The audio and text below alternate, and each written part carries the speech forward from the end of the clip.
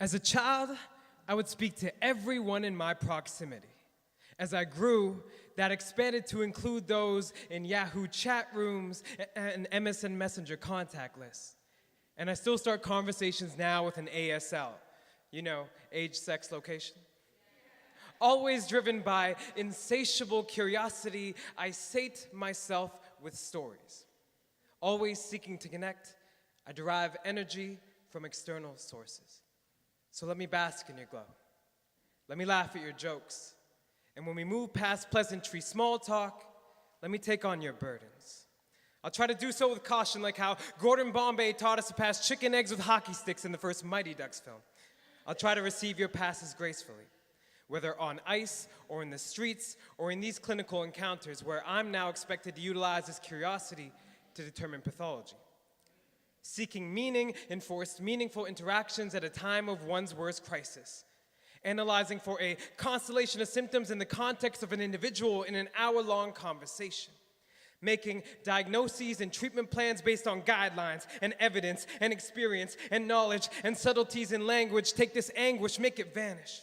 Take psychosis and their voices and make choices, make them better. Take these letters about suicide and what's inside and make sense of it. Have them confide and find a fix, make it portable enough to fit inside a pill, make it happen quick. With no refills, make it happen quick. Then move on to the next one on the list. And gratitude is not a given. We're not curing cancer with how we listen. Our treatments take time and they don't always work, so our patients get asked if their illnesses are real, while we get asked if we're actually physicians. We listen to stories of trauma and try not to become traumatized. We have anxious people who have anxiety about treating those with anxiety. They ask us to not become addicts, which seems dramatic until you're faced with high stakes and no solutions and a ladder that leads to you. Where do we climb to? A yoga class? They handed out ice cream sandwiches at a resident wellness day. They ask us to get therapy to deal with giving therapy. We are the ones who get blamed when a battle is lost because our battle lines are ill-defined, perceived as figments of mind, as if somehow the brain is simply a serotonin boost away from happiness. Norepinephrine getting in the way of true meaning. Dopamine, all that separates someone from silence.